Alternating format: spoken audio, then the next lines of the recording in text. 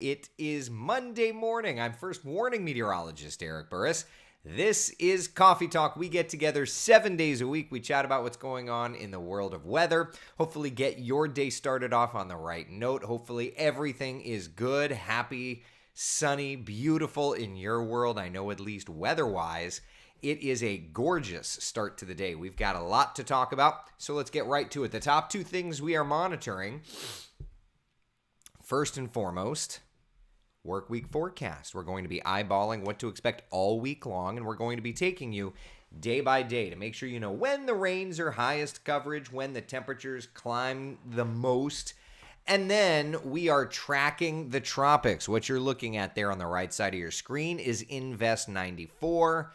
Most likely will become a tropical depression over the next couple of days' time. So yeah, it may not be the peak of season, but we're watching not only that system, but there's actually more. There are two other areas of interest. If you tuned into our 6 a.m. Tracking the Tropics, you may be aware of them. If not, stay tuned. We've got plenty to get to. But first off, that's supposed to be a tower cam. There it is. There's downtown. It is beautiful outside this morning. The sun is shining. The skies mostly clear. But while in the metro the skies are mostly clear, we are tracking some rains elsewhere. Temperature-wise, we are starting off in the upper 70s in the metro. 78 there. 79 in Daytona Beach. It is 81 degrees in Melbourne. 75 in Palm Coast. And in Palm Coast, we are watching some heavy rains. Let's zoom in on our first warning, live Doppler radar.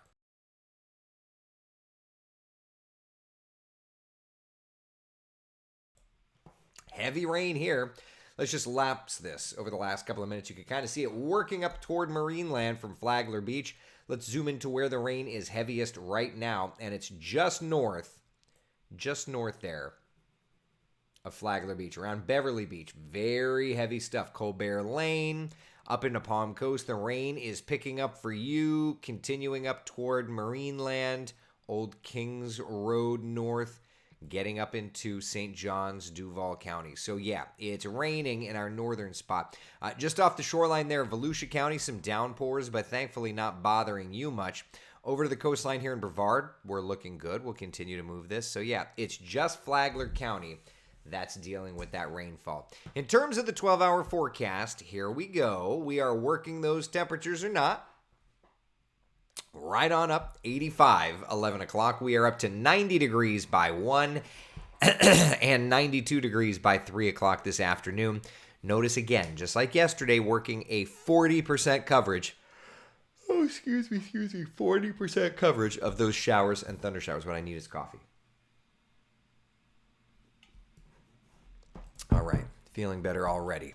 Let's see here. Who's in the room? Juan Carlos, good morning. Kelly, Nancy, good morning to you. Connie, Tina, good morning. Good morning. Lisa, how are you? Casey, Fran, good morning. Nancy, Frankie, good morning. Jessica says, dang, 94 is really booking it across. Oh, it is. Yeah, we're going to look at the tropics. Full update, including some brand new computer model data when I finish the local stuff. All right.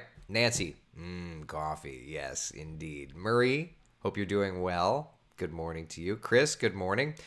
Jessica, Taylor, did you finally get some sleep? Did Taylor struggle to get some sleep? Maybe. If so, did you get any sleep? Rose, good morning to you. I hope you're doing well. Terry says Melbourne got a mini monsoon last night. Indeed. But we could all use some nice rain. So, Flagler County just getting the rains for us this morning. But what about later on? Let's take a look at Futurecast, shall we? You can see showing rains in kind of Volusia, Flagler County. Lunchtime, a couple of popcorn showers up around Putnam County. 2, 3, 4 o'clock. We're going to get a little bit of rain now. Futurecast is kind of underdoing it, I think, a little bit. But you kind of get the idea. Through 6 o'clock, we're kind of starting to see some of that rain into the metro, and then it all piles up out west before clearing out. Looking at tomorrow, again, with the coastal showers possible, Flagler, Volusia County. We'll watch through lunchtime that to be the case. Then there's your East Coast sea breeze getting going, 2, 3, 4 o'clock, watching some of those rains around the metro. And then everything eventually once more piles up out over our western areas. Yeah. So what's going on? What is our weather scenario? Well, most of the moisture is either south of us or north of us because we've got kind of these two little weather events happening. But looking ahead to like Tuesday, Wednesday, Thursday, yet another weak front is going to try and dive into our area. And by late week, as it makes that deposit of moisture, we're going to see an increase in the rain coverage. So not bad if you're wanting to make plans out and about. Pool forecast today looks great. Just have to watch for a couple of those isolated showers and thunder showers if you're wanting to head over to the area. Beaches today, season surf, a little lower than they were yesterday, about 2-3 feet. Not too bad. Janice says we're a chatty bunch this morning, indeed. Frank, you're making the drive today. Very good. Looks like a little bit of rainfall for you on the way back, though, unfortunately. Kelly, good morning. Adira, good morning to you. Cedar Key still in the dry vortex. Interesting, just because all of the storms are wanting to pile up on the west coast. So I would imagine these next couple of days, you'll probably start to see that rain chance going up, up, and up. If you want to play a little golf today, by the way, not bad. Just have to watch for those showers and thunder showers. Barbara, we're on vacation. Daytona Beach Shores will launch, go off on Wednesday. Ah, yes. There is a rocket launch scheduled. It is a Falcon 9. 5:03 to 7:13 is the launch window. We have not heard of any more finite times. 80% chance of good weather. So I do think that that's going to be a thing. Barbara, I do think you're going to be able to go see that launch. Very cool stuff. Making my coffee now. Tina says a little bit of a late start. My AC was trying to break this morning. Oh, God, don't say that too loud. Taylor, I'm so sorry to hear this. My gosh. I'm sending you all the love and positivity I can, buddy. I'm so sorry. So sorry. Oh, I can imagine. Oh, my gosh. Frank, so I'm going to want to be home before 8. I would definitely do that. Yeah, the earlier you can, the better. Jennifer, bonjour from Paris. Glad you're there to keep an eye on things at home. I'm just glad that you're hanging out with us. Now go back to vacation mode. Bonjour. Good day. How is your family? Oh, that's a song. See here. Nancy, good morning. Bruce, good morning. Glad to see you joining us this morning. Morning, Jason. How are ya? Betty, good morning. Robert, hey, what's up with Jacqueline? Jacqueline, she and I were texting just the other day. She's just been out a couple days. That's all. She's just been out a little bit. Zorine, good morning to you. Hope you're doing well. Tina, Jennifer, good morning. All right, isn't the launch time when it's supposed to rain? Rose is saying that. Okay, so let's look at Wednesday. All right, let's think about this. Wednesday, 5 to 7. But if everything's focusing on the West Coast that late, we should be good, right? Wednesday. Oh, that's the wrong model. Hold on. Wednesday, 5 to 7. Yeah, I mean, here's Wednesday, 5 p.m. Maybe a shower or so at the beaches, but everything's inland. There's 7. Yeah, all the storms are inland. So 5 to 7, aside from a rogue shower, we're looking good for the launch forecast. Charlie, I haven't seen Jacqueline on the Sunrise team for a while. She's listen, you know, how do I say this without saying this? She had some vacation, and then she's been off a little bit. She's good, though. We were texting the other day. Barbara, I'm retired. Every day's vacation day in paradise. Oh, I want that. That's what I'm working toward. Oh, I would love that. Oh, I clicked the wrong graphic. What am I doing? Bike forecast. We don't care about the bike forecast. What we care about is the attractions forecast. If you're heading to the theme parks today, just a couple of showers. It's going to be a nice and warm one again. Jenny, you still have the sticker on the bottom of your cup. It drives me crazy. Am I supposed to take that off? Oh, that one? Am I supposed to? Is it on my other one? I have it on my other one too. This is my water. I have it on my water and my coffee. Am I supposed to take that sticker off? I thought that was like a registration or something. No? Janice, where's Gary? You know, we never even texted back. Let me text him right now. I don't know that he'll be able to join us today just because we haven't texted since last week. Gary Lezak.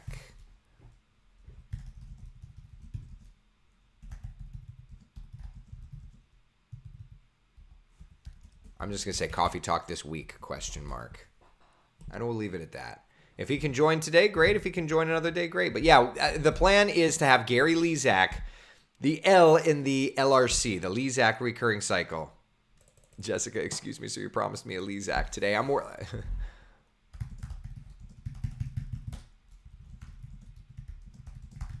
All right. We didn't text over the weekend, and that may be... He said by Monday. Yeah, so he said, can we do it Monday? So we'll see. We'll see. He hasn't read my text yet. I'm working on it.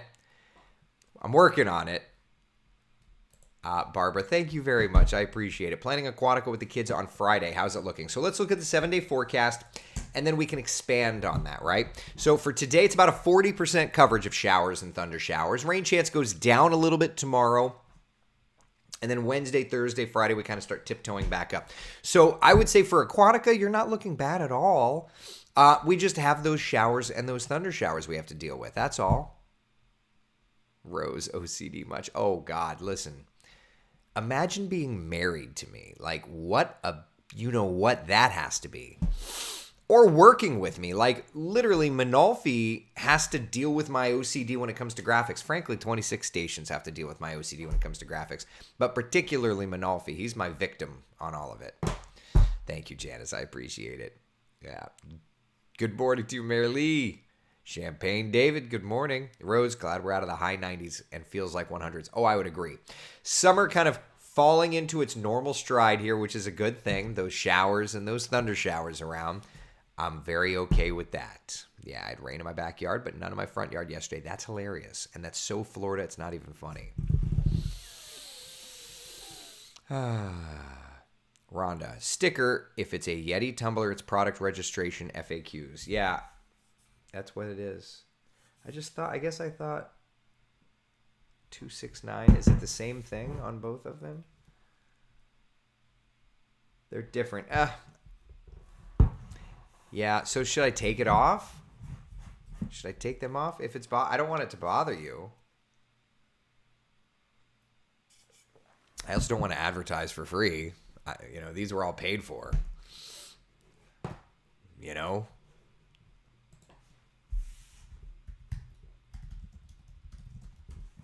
Let's see here. I will be on a cruise, Puerto Rico and the Dominican Republic, July 2nd through the 9th. I'm worried for the wave behind Invest 94. What do you think? Viviana. So I guess we should talk a little bit about the tropics, huh? Just a little bit? All right. Well, let's do this. First and foremost, nice wide shot. Relatively quiet, not a ton to look at. But when we start to dive in a little deeper, yes, we've got a pretty active intertropical convergence zone down here in the open Atlantic. There is Invest 94. Let me just show it to you again. It's right here. That's Invest 94. It is not developed yet. Hurricane hunters planning to investigate, though, today. And do you think that I'm going to be sharing a ton of information with you on my socials?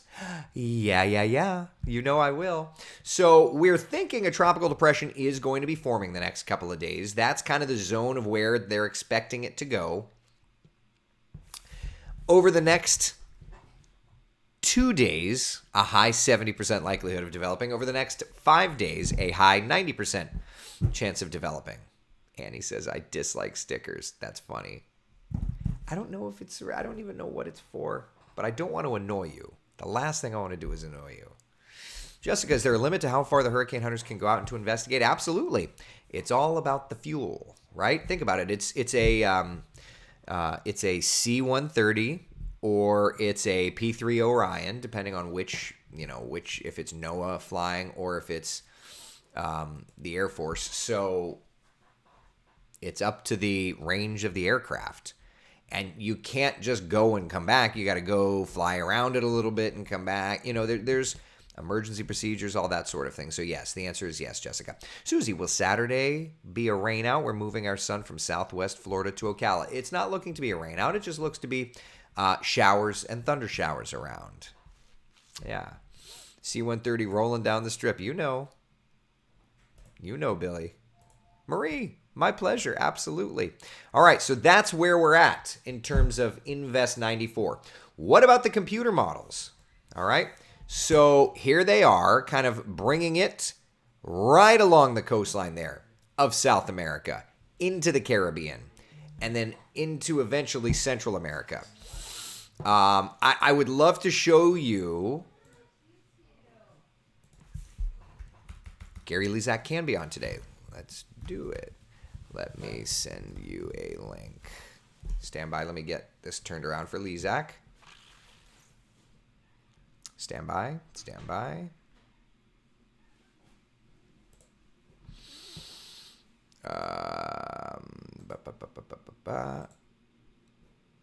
Copy link. Paste. Okay. All right. So I believe he's going to be able to join. All right. So at any rate, the intensity models do try to develop this. Behind it, we've got another wave. It's not been dubbed an invest, but it's this one right in here. A lower 20% likelihood of development there. And you'll see that on the computer models. And then last but not least, around Louisiana, there's a little piece of energy that's going to be drifting over toward Texas and Mexico with a low-end chance for showers and for thunder showers. So what do the models show? This is the 6Z run of the GFS. And let's just take it through. Let me go to the entire Atlantic Basin. All right. And I'm going to have to bring it down just a little bit so you can see it. All right, so there's kind of the Gulf deal. There's 94. There's the one behind it. Let's just roll through time here. There's 94, really scraping across the northern shoreline there of South America. I would tell you that that far south, it's really going to be tough for it to develop. Okay? At the same time, this is June 29th. You've also got something there in the Gulf. That's what we're talking about in the Gulf. Nothing all that organized. And then kind of broadened low pressure back behind. So let's roll through. And again, this is the 6Z. So this is updated from what we looked at this morning on our 6 a.m. tracking the tropics. Timeline for this is July 1st. What you're looking at there, 5 p.m. There's 94 in the Caribbean. There's what would be behind that, approaching the Caribbean. 94 comes ashore, whatever's behind that, Dominican Republic and Haiti, kind of hanging around Cuba, taking the tropical graveyard route, which means that it's not really going to have a monstrous opportunity for development. But, it's at least something there to mention, okay? Then afterward, watch through time, and Gary Lezak is just dialing in. Gary, I don't have you up yet, so give me just a couple of minutes to get you all set up. But Lezak dialed in, and you know this is going to be good whenever Lezak dials in, right? So that's, what is that? That's July 5th, okay? That's July 5th there. Somewhat of an area of low pressure out over the Caribbean islands. Getting close to Florida. This is very different than the 0Z run. This is the 6Z run. As a matter of fact, if you look at the Euro just for grins, let me point out that it's not even indicating that at all. Like, the European takes it and just kind of fades it over Florida and doesn't do much. And then tries to show like a broadening, lowering of pressures, but nothing's all that opportunistic, we'll say. So anyway, that's what we're looking at, my friends, when it comes to the tropics and the tropical satellite, at least. But one person that can talk a lot about the tropics, can talk a lot about all the comings and goings, is somewhat of a genius, and I hope that it's okay for me to say that. I'm just trying to hype him up a little bit. My friends, Gary Lezak joining us on Coffee Talk. Gary, good morning, my friend. Thank you, Eric. How are you doing? Great. We're just tracking the tropics, buddy. How are you? I'm drinking coffee on Coffee Talk. Let's raise our cups together. Here's to everyone out there. How's everybody doing? Well, I think everybody's doing good. I think that out of this entire group, though, you're probably doing particularly good. We've had Gary on Coffee Talk before, but let me just say Gary has made a big announcement here in the last couple of weeks. Gary, do you care to share with everybody? Yeah, I've been having this tremendously successful television career, 38 years in. I began in 1985 at the public television station in Oklahoma City, believe it or not. Then in 1986, I had my first big break that happened on the day the Space Shuttle Challenger disaster in 1986. As someone said a bad word on TV, and that's how I got my first job. No way. Did I ever tell you that story? No. Yeah. That morning, the morning meteorologist said a very bad word on TV. You can imagine what it was. Yep. He didn't really do it on purpose. He thought he had re-recorded it over something, but he did not. It came across. And then the Space Shuttle Challenger disaster happens that morning, and he got fired that morning before that happened. And then I get called saying, "Do you see what's going on?" I said, "I know this is horrible because of the Challenger disaster. 7 astronauts were killed, including a school teacher that day." And then what happened is I got called. I got my first job, and now here it's 38 years later, and I've announced that I am retiring from TV to pursue and continue to pursue what we've been sharing and talking about, the LRC and helping save lives and helping mitigate losses on businesses worldwide. So my last day on television will be December the 1st. Wow. Here in Kansas City, and December 2nd, then I'll be able to join Coffee Talk more often. I might have a podcast, and I got a business that we're going to be sharing this information with. I love it. I'm so excited for you to take your dream and all of your hard work, continue it through reality, and frankly, and to help people, to continue to help people through all the research that you have done. Kelly says, "I first learned about Gary through Doug Hetty when I worked in Joplin, admired his work there, and still do to this day. Congratulations on retirement." Wow, thank you very much. Very exciting stuff, and I just spoke last week, 2 weeks ago, 2 Fridays ago, up at the American Meteorological Society's broadcast conference, and I was received pretty well, just talking about how Superstorm Sandy, which was a major hurricane, well, not a major hurricane, but a strong hurricane coming in to New Jersey, it wound up into the superstorm. And that year, there was about a 53.5 day cycle, 53 to 54 days cycle. This year, it's 63 to 64 days. So that year was 53 to 54 days, and exactly 214 to 216 days later, which is 4 times 53, 4 times 54 days later, El Reno, Oklahoma, a major tornado happens, and the setup that produced the Moore tornado 11 days earlier and the El Reno tornado on May 31st, 2013 is almost identical to the setup that happened with Superstorm Sandy. So in other words, predictable, just like what you're bringing with the potential predictability of these tropical systems far in advance. It really, and the more I've keyed into this, the more I'm just so fascinated. And yeah, like you had said, that's how we've put together, using all of the work that you've done and frankly, your mentorship, which I can never thank you enough for. But that's how we've put together our hurricane forecast. And so let's just chat a little bit about the tropics, about the LRC, and about this year. Gary, what are your thoughts looking ahead to this upcoming hurricane season that frankly has been off to a bit of a slow start, though seems to be speeding up just a little bit?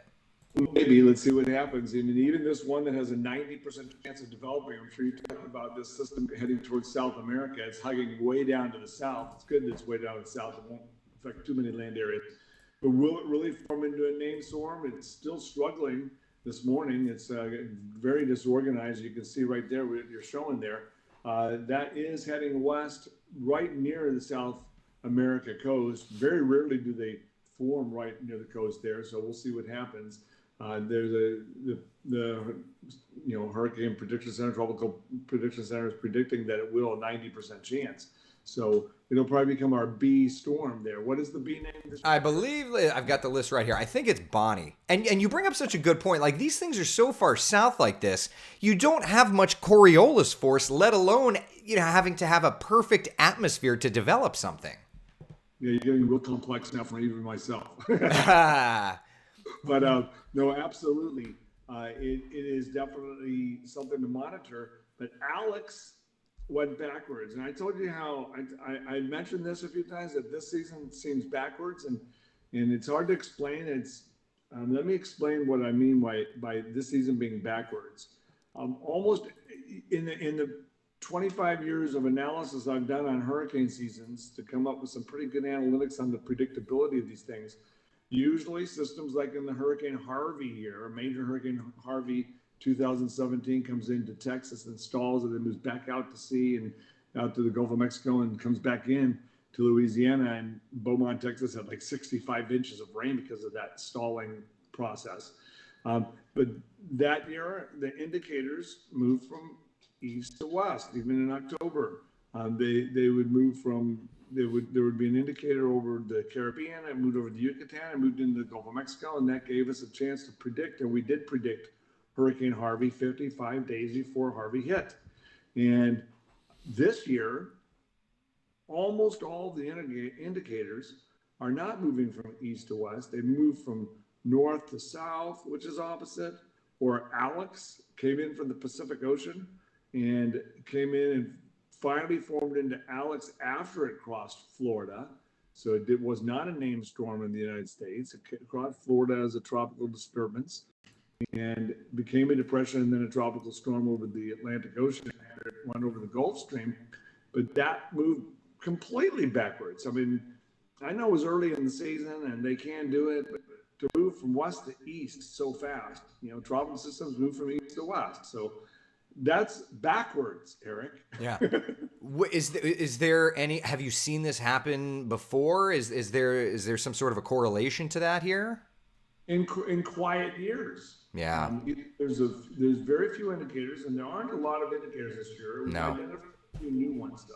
So we got to still monitor it closely. It could still blow up, but I don't think it will. But usually in quiet years, there have been 7 or so years that have shown very quiet signatures like this, and only one time did it blow up into a major season. And it happened to be one of the most major seasons ever, so you got to still watch it. Right. Rita, Dennis year. That didn't have a lot of indicators, but right. I see what happened that year. I don't, even that indication is there. So that's why I made my prediction of a quieter year. And I know you sort of did too. You said near average, I think a little bit above average perhaps, but you say that because of, a lot of these storms get named so easily. So we'll see what happens. Right. And that's kind of what's interesting is, I've been chatting with another mentee of yours, Jeremy Nelson, who really got me into the LRC world.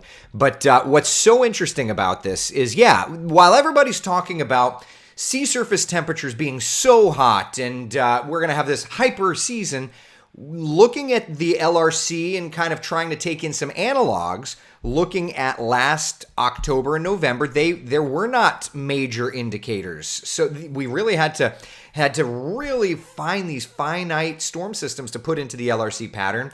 And being that it's the third version of a La Nina, we found analog-wise that after 2 La Ninas, it was always a bit quieter. So based on all of that, right, we also are calling for, I put near average. I think because, a lot of systems are getting named, that will probably be slightly above average, which is 14, 7, and 3. But I think that makes perfect sense. I think that all of that data lines up with what you're saying and with what we're seeing as well. I'm at 12, 6, and 2, so just slightly lower than you on our prediction based on what I've seen. And on the United States, last year, 8 named storms made landfall in the USA a year ago, and I'm expecting 2 to 4, and that's it. So we'll see what happens this season. Of course, it's still predicting the future. It's pretty amazing stuff, but right now we'll see what happens with this system. And there's a few others. Do you know what's right now, Eric? Right now, yes, sir. There is a upper low or a little disturbance that I call an indicator forming near South Florida. It's not on the charts to predict into any tropical system, but there is a circulation in the next day or two forecast to form near South Florida. Okay. And it is actually one of those that is I believe it's the one that we've been tracking that came across the Atlantic and then dropped south over Florida. It's heading south right now and developing today or tomorrow into a little upper level low. Yeah. And so it doesn't have any tropical characteristics, but that is forecast to form.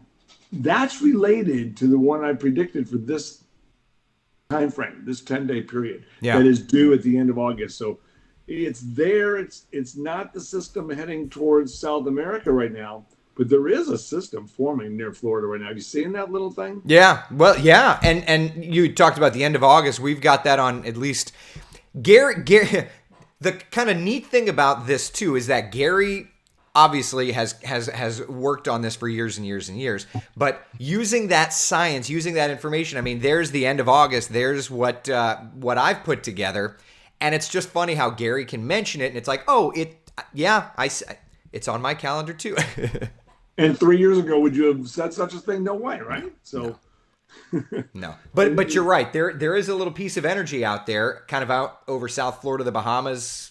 Yeah, it's there. It's going to close off into a little system, and I believe we'll be able to show that is related to the one from October, December. It's showing up three of the four other cycles as well. So even though it's not developing into one this cycle, based on the analytics, this time frame from June 20th to June 30th, which we are in right now, there's a 64% chance it will form into a named storm around Cuba to South Florida but it's not happening now, or 64 days later in the next cycle, which is the end of August. So August 22nd to September 4th time frame in that 10 days, 2-week stretch. 64% chance based on, let's say there were 100 systems like that. 64 of them became named storms. Right. Isn't that amazing? So that's where those analytics come from. It's not just something I make up. So that's something we'll track for the end of August. There's a few others. South Florida, East Florida, the biggest target for the season. And off the Carolina coast, I would say Carolinas too, but it was backwards there. So something may come, it may reverse like they're supposed to. Yeah. We'll see. Right. But it's fascinating. These are my hot spots for the year. And I know that yours are I think you have an additional area as well, but we're pretty close together. Mickey's asking, so Gary, what are your thoughts on the activity prediction? We talked a little bit about it. Almost everybody is predicting an above average season. I mean, and you kind of just briefly had mentioned that. Yeah, I put a press release out. Weather 2020 put a press release out March the 23rd with our prediction. By then, it's about the time you put out yours as well. But we're expecting lower than average season. All right, and so based on what we're seeing, and so far, Alex formed. It was backwards, and that came from the Pacific. But that's the only one we've had so far. It's the end of June. It's still real early. Yeah. It's not unusual for us to not even have a named storm by now. So July and August will be a big test coming up, but I'm expecting it to be a little bit below average based on the LRC. Yep, and I would agree. If you think back to last year and the year before, these busy seasons, October and November, when we were establishing the new LRC years, we had a lot of tropical systems in that kind of first cycle window. We did not have that this year. I've put this graphic up, but just to illustrate, these are the systems that we watched in October and November. You don't see any names there. What you see are dates, because none of these were big, powerful hurricanes. These were more minor features and things like that. So, for me, Gary, this is like my 5th year kind of following the LRC. For me, this was by far and away the most difficult that I have ever gone through. And by the way, anybody that has any questions, please chime in. But yeah, Gary, this was the most difficult season I have ever been a part of in the 5 years that I've done this. And exactly. And so that's why you tended to be a little bit pessimistic on how active it would be because of that experience you've already had in those 5 years. But yes, in a year ago, it was Zeta, Eta, and Delta, and all these other named storms in October, November that did return within the LRC the next summer. And so, as we always say, hurricane season doesn't begin in May and June. It begins in October and November. I'm going back just while you're talking about it. Yeah, there's Zeta, Eta, and Delta were in October and November of 2020. These were those three storms. And then in addition to those, there were two additional features. Right. And I think Zeta became Ida. Ada became Fred and Elsa. So it's pretty fascinating stuff there. But that's a clear indication of why this season is likely going to be a little quieter. Plus, La Nina does seem to be weakening a little bit, and when it is quieter, the National Hurricane Center may say stuff like, you may start hearing, "Oh, La Nina went out of phase, and that's why it's weaker." But actually, as I was saying, October, November, the hurricane season begins.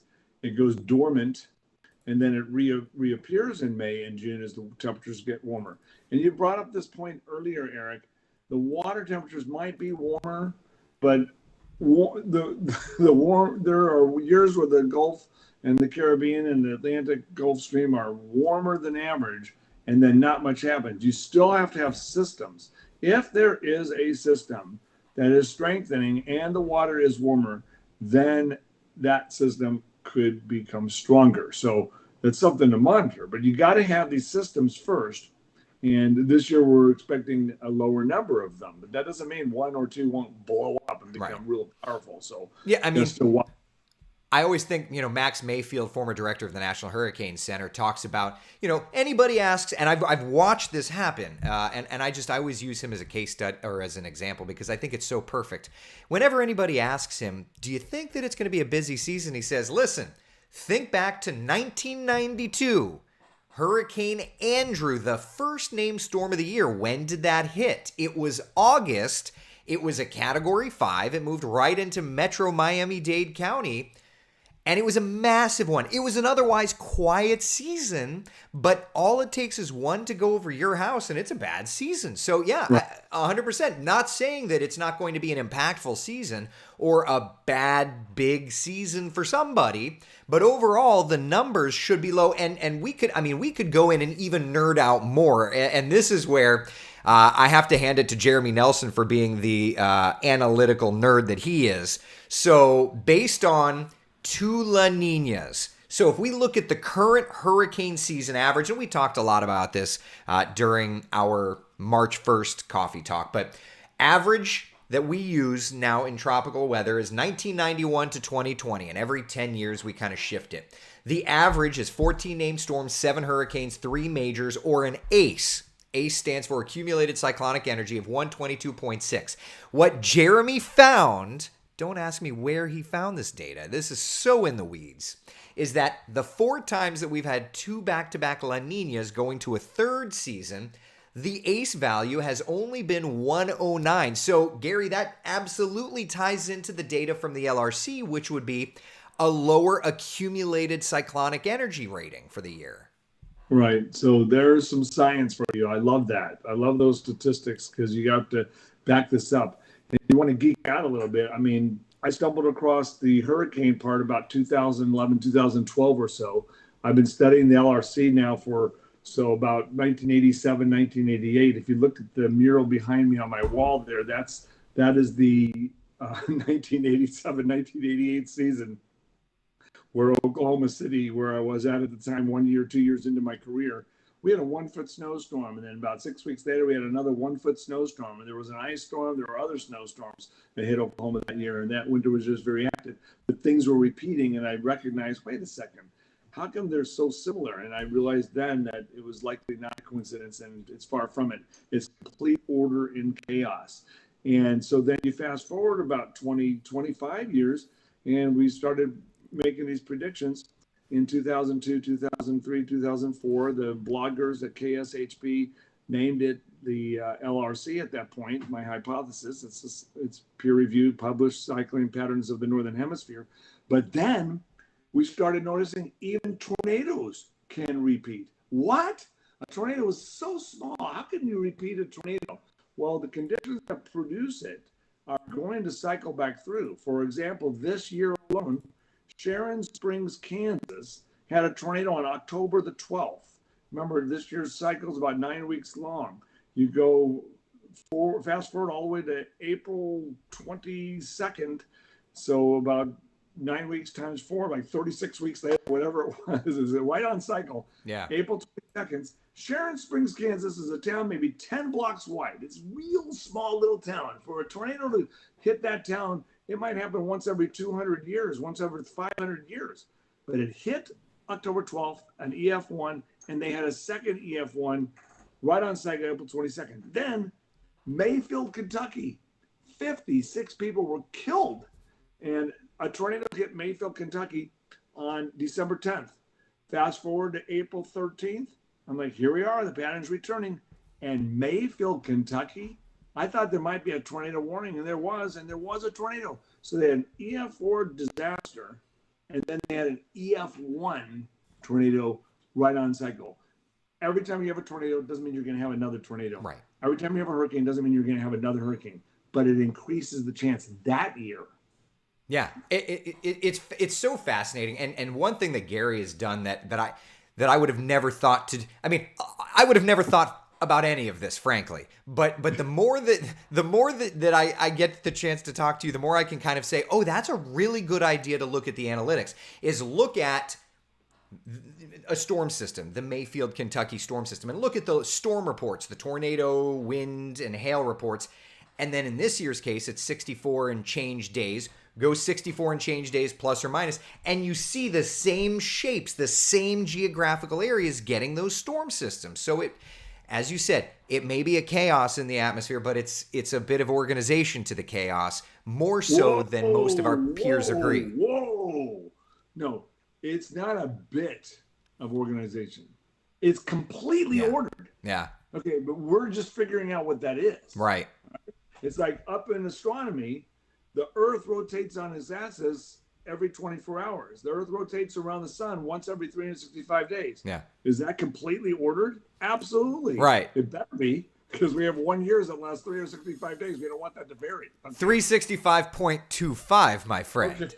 All right. So that's what we have leap year, right? Yeah, that's right. So, all right. Aaron's catch asking up if a the bit. season turns out to be above average, but landfall still occurs in the hot spots. Would you still consider it an accurate win? What say you?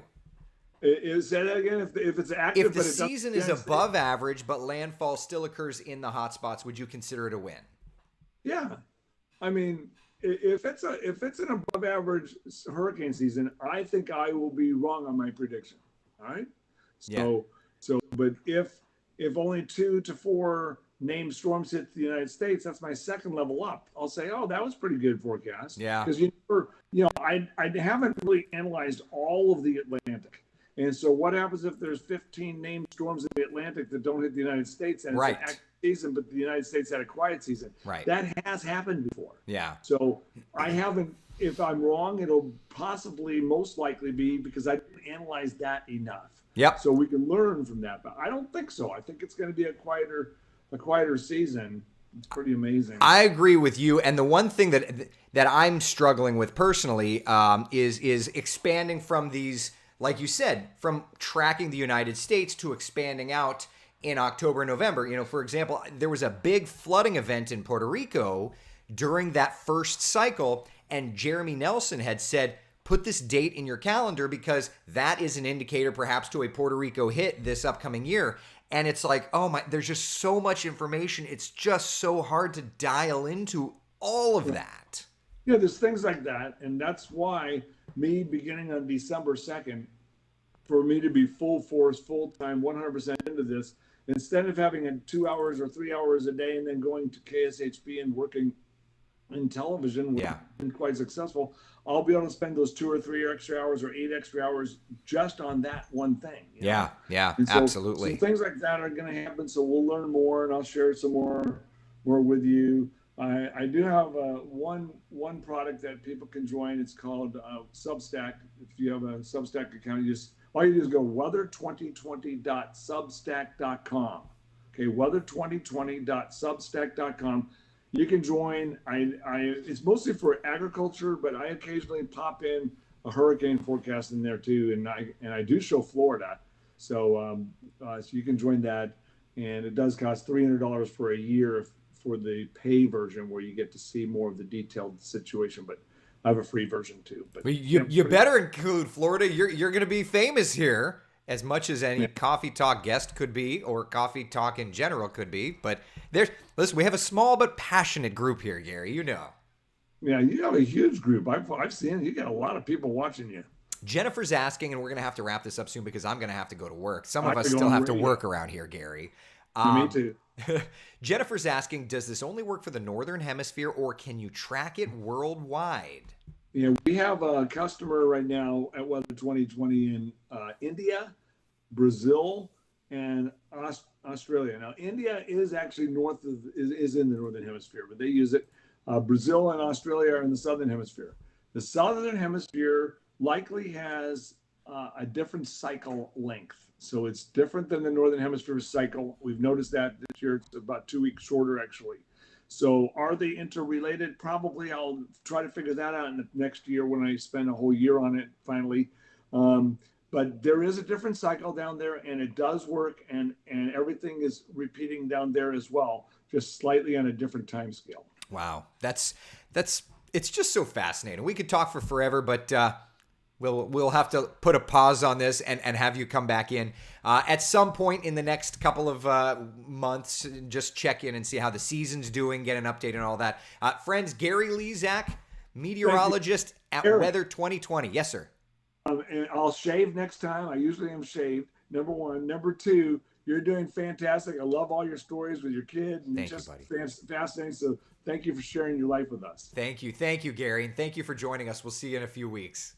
All right, everybody. Gary Lezak, the chief meteorologist at KSHB in Kansas City for just a little while longer. And then the man gets to go live out his research and retire from TV, but still contribute to public safety, which I think is, at least any meteorologist that I know, it's their lifelong goal. So that said, hard to follow that up, but let's just finish up with our local forecast, including building heat this afternoon, a little warmer, 92 degrees, 40% coverage of rain. We'll get up to about 93 tomorrow, 94 on Wednesday, and we're watching those rain chances increasing late this week. But as Gary said, there's plenty to watch in the tropics. We will be tracking all of that, and of course, your local forecast. I will see you on WESH 2 News at noon and 4. I'm today noon and 4, and Manolfi's taking some much-needed time off, so you can join him for WESH 2 News starting on Thursday. I think he's got the next 3 days off. Man needs a break.